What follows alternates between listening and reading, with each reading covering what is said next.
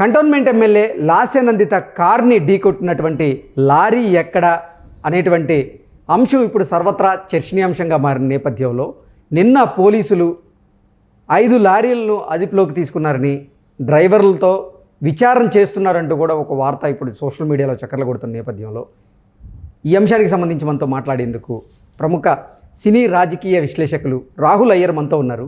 రాహుల్ అయ్యర్తో మాట్లాడదాం. రాహుల్ గారు నమస్తే అండి. నమస్తే అండి. రాహుల్ గారు, కంటోన్మెంట్ ఎమ్మెల్యే లాస్యనందిత గారి కార్ని ఢీకొట్టినటువంటి లారీ ఎక్కడ అనేది ఇప్పుడు సర్వత్రా చర్చనీయాంశంగా మారింది.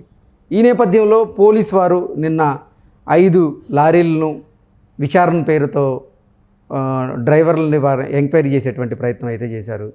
అయినా సరే లారీని అయితే ఫైండ్ అవుట్ చేశారో లేదనేది కూడా బయటికి రాలేదు. అసలు ఆ లారీ ఎక్కడ అంటే ఏం చెప్తారు? బేసికల్గా ఆమె చనిపోవడం చాలా విషాదకరమైన విషయం అండి. కానీ ఇందుకు చాలా కారణాలు ఉంటాయి. ఎందుకంటే పోలీసులు ఆలోచించే తీరు వేరేగా ఉంటుంది, జనాలు చూసే తీరు వేరేగా ఉంటుంది. ఆమె గురించి తెలిసిన వాళ్ళు మాట్లాడుకునేది కూడా వేరేగా ఉంటుంది. ఇందులో ఎంతవరకు నిజం అనేది ఎవరూ చెప్పలేరు. ఎందుకంటే కారులో ఉన్న మనిషి చనిపోయారు, ఇంకొక మనిషి తీవ్ర గాయాలతో హాస్పిటల్ పాలయ్యారు. ఆయన కూడా నిన్న మాట్లాడుతూ ఎంతో బాధలో, మా మేడం గారి కోరిక నేను తీర్చలేకపోయానండి, ఆకలి కనీసం నాకు జీతం ఇచ్చే మా మేడం గారి కడుపుకు నేను తిండి పెట్టలేకపోయాను, ఈ లోపల ఇది జరిగిపోయింది, ఆమె గారు ప్రాణంతో లేరు అని ఆయన బాధపడ్డారు. ఇక్కడ ఎవరిది తప్పు ఒప్పు అనేది మనం పక్కన పెడితే, ఒక ఓఆర్ రింగ్ రోడ్ మీద మనం వెళ్తున్నప్పుడు కొన్ని ఆంక్షలు ఉంటాయి. అంటే కొన్ని వేస్ ఉంటాయి. ఈ వేలో వెళ్తే ఇంత స్పీడ్ వెళ్ళాలి, ఈ వేలో వెళ్తే ఇంత స్పీడ్ వెళ్ళాలి, ఈ వేలో వెళ్తే ఇంత స్పీడ్ వెళ్ళాలి అని పోలీసులు ఆ కోణంగా ఆలోచిస్తున్నారా అనేది ఒకటి మనం గమనించాలి. బికాజ్ ఆ కార్ ఎంత స్పీడ్లో వెళ్ళింది, ఆ లారీ ఏ వేలో వెళ్ళింది, ఇప్పుడు లారీని గుద్దారా లేకపోతే ఆగిన లారీని గుద్దారా అనేది క్లియర్ క్లారిటీ లేదు. పోలీసులు ఎంక్వైరీ చేసేది ఏంటి అంటే అసలు ఏం జరిగింది, చుట్టుపక్కల ఎవరైనా మనుషులు ఒక 5 బికాజ్ ఆ వేలో వెళ్తున్న లారీ డ్రైవర్లు ఎంక్వైరీ చేయడానికి ట్రై చేస్తున్నారు టు గెట్ ద ట్రూత్ ఏం జరిగింది అనేది. సో ఇందులో భాగంగా ఆ డ్రైవర్ ఎవరైతే గుద్దేసిన డ్రైవర్ ఉన్నాడా పారిపోయాడా అనేది, అసలు లారీవే వీళ్ళని గుద్దిందా, వీళ్ళెళ్ళి లారీని ఢీకొన్నారా అనేది కూడా ఇప్పుడు అసలు క్లారిటీ లేని నేపథ్యంలో అసలు ఏం జరిగింది అనేది పోలీసు వారు అదే దానికోసమే చుట్టుపక్కల ఉండే ఇంకో 4-5 లారీలు వెళ్తున్నప్పుడు వాళ్ళని పిలిచి ఎంక్వైరీ చేసి జరుగుతుంది. వీళ్ళు వెళ్ళి వాళ్ళని గుద్దారా లేకపోతే లారీ ఫాస్ట్గా వచ్చి రాంగ్ రూట్లో వచ్చి గుద్దు. బికాస్ ఇట్స్ ఓఆర్ఆర్, ఒక 4 లైన్ 6 లైన్ ఉంటుంది. ఆ 6 లైన్లో lorry direct, because it happened in the early morning. అక్కడ లారీ డ్రైవర్ది మిస్టేక్ ఉండొచ్చు, మన కార్ డ్రైవర్ది కూడా మిస్టేక్ ఉండొచ్చు. బికాస్ అతను ఎర్లీ మార్నింగ్ వీళ్ళు ఫుడ్ కోసం బయటికి వెళ్ళారు, వాట్ ఎవర్ ఎక్కడి నుంచో వస్తున్నప్పుడు కూడా ఆ మార్నింగ్ టైంలో కూడా కొంచెం డ్రైవర్కి అన్కాన్షియస్ అయ్యే స్టేజెస్ ఉంటాయి. ఎందుకంటే నిద్ర లేకపోవడం, లేదా పక్కన ఆపుండొచ్చు కారు. మేడం ఒక 5 నిమిషాలు ఆపుతానండి, నాకు స్లీప్ వస్తుంది, ఒక 5 మినిట్స్ ఆపి వెళ్దామండి అని కూడా చెప్పుండొచ్చు. ఇంకొక సెకండ్ రీజన్, వీళ్ళు ఆపిన ద్వారా లారీ వచ్చి కూడా డాష్ ఇచ్చి ఉండొచ్చు. ఓకే, సో ఈ పరిధిలో పోలీస్ వారు తీసుకునే నిర్ణయం ఫస్ట్. ఎందుకంటే ఆ చుట్టుపక్కల ఎవరైనా కార్స్ వెళ్ళాయా, లారీ వెళ్ళిందా, ఇంకేమైనా జరిగిందా అనేది. సో గోప్యంగా ఎందుకు ఉంచుతున్నారు పోలీసులు అంటే, because happen for N MLA, ఆమె కంటోన్మెంట్ ఎమ్మెల్యే. సో దాని విషయంలో రాజకీయంగా ఇంకేదైనా ఇష్యూస్ వస్తాయి అని చెప్పి పోలీసులు కొంచెం గోప్యంగా దీన్ని ఇన్వెస్టిగేషన్ చేస్తున్నారు. ఆ ఇన్వెస్టిగేషన్ భాగంగా నిన్న వీళ్ళు 5 మంది డ్రైవర్లను ఇంకెవరినో పిలిచి అక్కడ ఏం జరిగింది సీన్ రీక్రియేట్ చేద్దాం, వాళ్ళ కార్ ఆగున్నదా లేకపోతే లారీ వచ్చి గద్దిందా, ఇంకేదైనా జరిగిందా, సంథింగ్ హ్యాపెండ్. బట్ ప్రాణం అయితే పోయింది కదండి.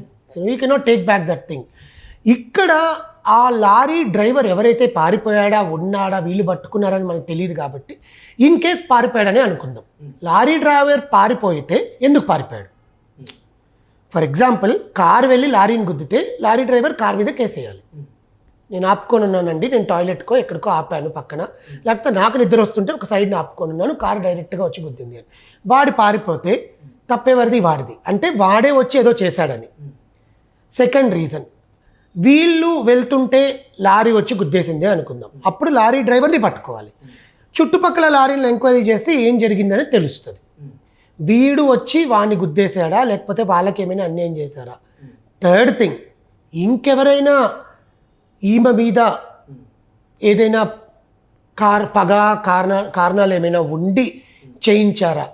ఈ 3 టర్మ్స్లో పోలీస్ వాళ్ళకి ఇది ఒక పెద్ద ఛాలెంజ్. అంటే ప్రాథమిక నిర్ధారణలో తేలింది ఏంటంటే రాహుల్ గారు, అసలు ఈ ఘటన కారణం అతివేగమే అని, అతివేగం వల్లే ఈ ఘటన జరిగిందంటూ కూడా ప్రాథమికంగా ఒక నిర్ధారణకు అయితే వచ్చారు. కానీ ఇప్పుడైతే ఎంక్వైరీ పూర్తి స్థాయిలో తెలుసుకునేందుకు ఎంక్వైరీ అయితే పూర్తి చేస్తూ ఉన్నారు. అంటే వెళ్తున్నటువంటి ఈ కారుని ఈడ్చుకు వెళ్ళింది, తర్వాత బ్రేక్ కొట్టడంతో లారీ నుంచి కారు విడిపోయి మళ్ళీ డివైడర్ను ఢీకొట్టింది కారు. బలంగా తలకు గాయాలు కావడంతో అక్కడికక్కడే రక్తస్రావం తీవ్రంగా అయ్యింది లాస్యనందిత గారికి అంటూ కూడా కొంతమంది చెప్తూ ఉన్నటువంటి వర్షను. అదేనండి. నేను ఇందాక చెప్పినట్టు పోలీసుల పాయింట్ ఆఫ్ వ్యూ వేరే ఉంటుంది, చూసే జనాల పాయింట్ ఆఫ్ వ్యూ వేరే ఉంటుంది. ఒకవేళ ఇన్ కేస్ వాళ్ళు చెప్పిన ఈ స్టోరీలో ఎవరొకరు పిక్చరైజ్ చేసి ఉంటారుగా, because it's a big accident. Lorry కార్ని తీసుకొని వెళ్ళడము, ప్లస్ మళ్ళీ లారీ విడిపోయి కార్ వెళ్ళి డివైడర్ని కొట్టడము, ఇవన్నీ కనీసం బయట మనం ఏదైనా జరుగుతున్నా కూడా వీడియోలో పిక్చరైజ్ చేసి ఉండొచ్చు.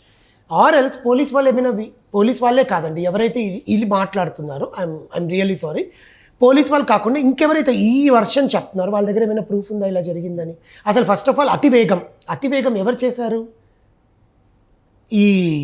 దాన్ని ఏమంటారు, కారును డ్రైవ్ చేసిన అతను, లారీయా? ఇది కదా మనకు ముందు కావాలి. సో లారీ డ్రైవర్ పారిపోయాడు అనే ఒక కథనం మనకు వినిపిస్తుంది కాబట్టి తప్పు ఆయనది అయి ఉండొచ్చు. నువ్వు పారిపోవాల్సిన అవసరం ఏంటి?